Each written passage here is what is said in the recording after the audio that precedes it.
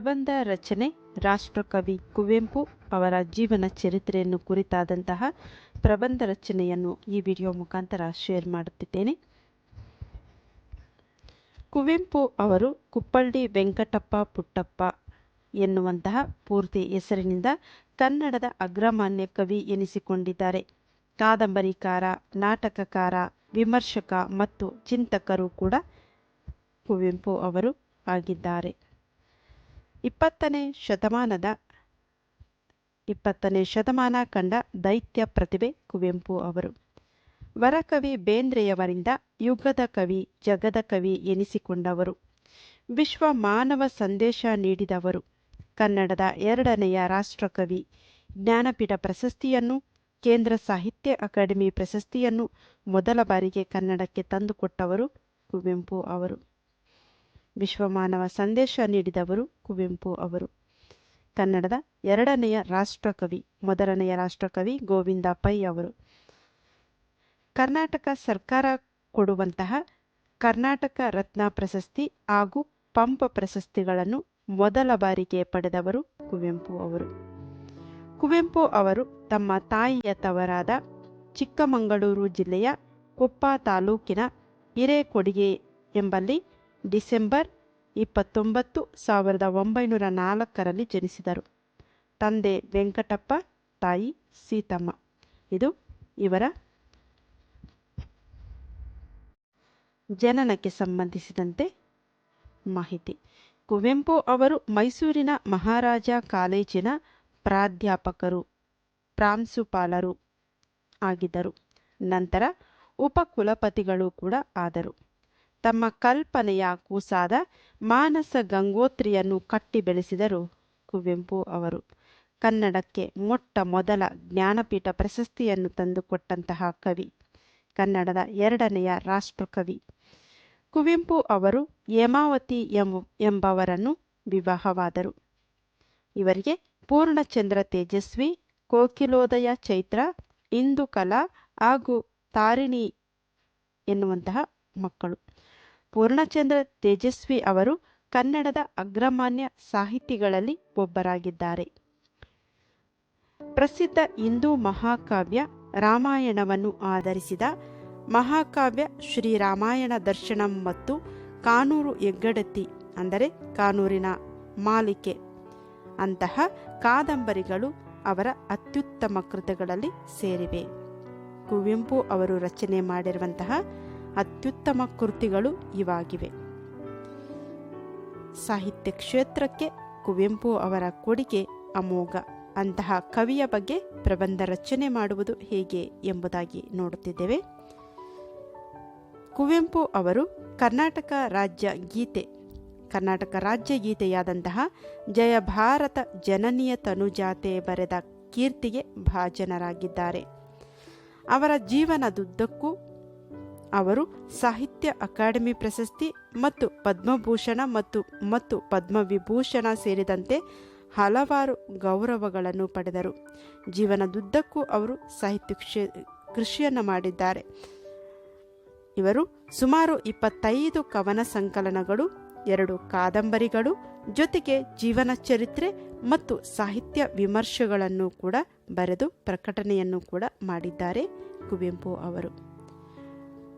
ಕನ್ನಡದ ಪ್ರಸಿದ್ಧ ಕವಿ, ಕಾದಂಬರಿಕಾರ, ನಾಟಕಗಳನ್ನು ರಚನೆ ಮಾಡಿರುವಂತಹ ಪ್ರಸಿದ್ಧ ಕವಿ ಕುವೆಂಪು ಅವರ ಬಗ್ಗೆ ಪ್ರಬಂಧ ರಚನೆಯನ್ನು ಮಾಡುವುದು ಹೇಗೆ?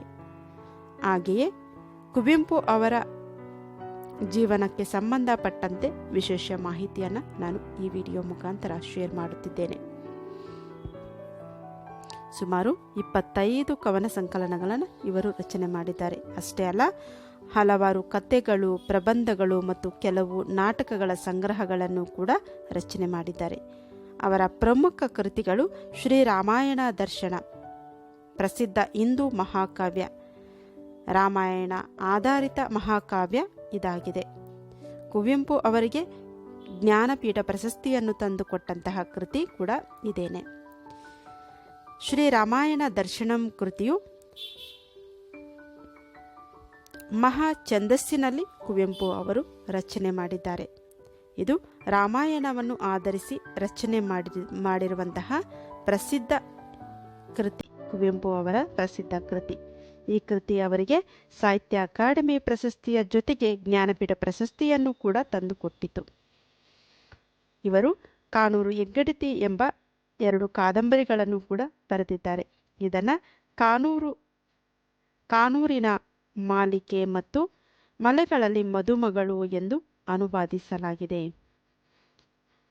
ಕುವೆಂಪು ಅವರ ಪ್ರಸಿದ್ಧ ಕಾದಂಬರಿಗಳು ಯಾವುದು ಅಂದರೆ ಕಾದಂಬರಿಗಳು ಕಾನೂರಿನ ಮಾಲಿಕೆ ಅಥವಾ ಕಾನೂರು ಹೆಗ್ಗಡತಿ. ಅವರ ಕೃತಿಗಳು ಹೆಚ್ಚು ಮೆಚ್ಚುಗೆ ಪಡೆದಂತಹ ಕೃತಿಗಳು ಕೂಡ ಮತ್ತು ಅವರಿಗೆ ಹಲವಾರು ಗೌರವಗಳನ್ನು ತಂದುಕೊಟ್ಟಂತಹ ಕೃತಿಗಳು. 1958ರಲ್ಲಿ ಪದ್ಮಭೂಷಣ ಮತ್ತು 1988ರಲ್ಲಿ ಪದ್ಮವಿಭೂಷಣ ಅತ್ಯಂತ ಪ್ರಖ್ಯಾತಿಯನ್ನ ಮತ್ತು ಗಮನಾರ್ಹವನ್ನು ಸೆಳೆದಂತಹ ಕೃತಿಗಳು ಕುವೆಂಪು ಅವರು ರಚನೆ ಮಾಡಿದಂತಹ ಈ 2 ಕೃತಿಗಳು. ಪ್ರಬಂಧ ರಚನೆಯನ್ನು ನಾವು 3 ಹಂತಗಳಲ್ಲಿ ಬರೆಯುತ್ತೇವೆ. ಮೊದಲನೇದು ಪೀಠಿಕೆ ಅಂದರೆ ಇಂಟ್ರಡಕ್ಷನ್, ನಂತರ ವಿವರಣೆ, ಕಡೆಯದಾಗಿ ಉಪಸಂಹಾರ. ಪೀಠಿಕೆಯಲ್ಲಿ ಕುವೆಂಪು ಅವರ ಬಗ್ಗೆ ಕುರಿತಾದಂತಹ 4 ಸಾಲನ್ನ ರಚನೆ ಮಾಡಬೇಕು. ನಾವಿಲ್ಲಿ ನೋಡ್ತಾ ಇದ್ದೀವಿ ವಿವರಣೆಯನ್ನು. ಇವರು ಕುಪ್ಪಳ್ಳಿ ವೆಂಕಟಪ್ಪ ಪುಟ್ಟಪ್ಪ ಇವರ ಪೂರ್ತಿ ಹೆಸರು. ಇವರು ನವೆಂಬರ್ 11ರಂದು 1994ರಲ್ಲಿ ನಿಧನರಾದರು. ಕುವೆಂಪು ಅವರು ಯಾವಾಗ ನಿಧನರಾದರು ಅಂದರೆ 1994ರಲ್ಲಿ. ಅವರು ಒಬ್ಬ ಮಹಾನ್ ಕಾದಂಬರಿಕಾರ ಮತ್ತು ಅವರಂತಹ ಕವಿಯನ್ನ ಹೊಂದಿರುವುದು ಭಾರತೀಯ ಜನತೆಗೆ ಗೌರವ. ಕುವೆಂಪು ಅವರು ಪ್ರಸಿದ್ಧ ಕೃತಿಗಳನ್ನು ರಚನೆ ಮಾಡಿದ್ದಾರೆ ಅಂತ ನಮಗೆಲ್ಲ ಗೊತ್ತೇ ಇದೆ. ಹಾಗಾದರೆ ಅವುಗಳು ಯಾವ್ಯಾವು ಅಂದರೆ ಕೊಳಲು, ಪಾಂಚಜನ್ಯ, ಪ್ರೇಮ ಕಾಶ್ಮೀರ, ಪಕ್ಷಿ ಕಾಶಿ ಮೊದಲಾದಂತಹ ಕವನ ಸಂಕಲನಗಳು. ಹಾಗೆಯೇ ನನ್ನ ದೇವರು ಮತ್ತು ಇತರ ಕಥೆಗಳು, ಸನ್ಯಾಸಿ ಮತ್ತು ಇತರ ಕಥೆಗಳು ಇವರ ಕಥಾ ಸಂಕಲನಗಳಾದರೆ, ಕಾನೂರು ಹೆಗ್ಗಡತಿ, ಮಲೆಗಳಲ್ಲಿ ಮದುಮಗಳು ಎನ್ನುವಂತಹವು ಇವರ ಪ್ರಸಿದ್ಧ ಕಾದಂಬರಿಗಳು. ಹೀಗೆ ಸಾಹಿತ್ಯ ಕ್ಷೇತ್ರದಲ್ಲಿ ಅಮೋಘ ಕೊಡುಗೆಯನ್ನು ನೀಡಿದ್ದಾರೆ ಕುವೆಂಪು ಅವರು.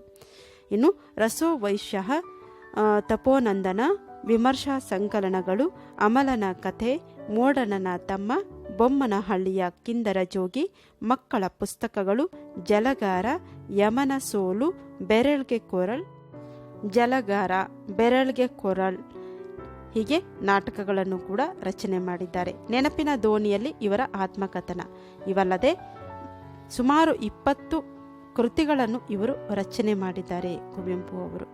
ಹೀಗೆ ಕುವೆಂಪು ಅವರ ನೆನಪಿನ ದೋಣಿಯಲ್ಲಿ ತಮ್ಮ ಆತ್ಮಕಥೆಯನ್ನು ಕೂಡ ಬರೆದುಕೊಂಡಿದ್ದಾರೆ.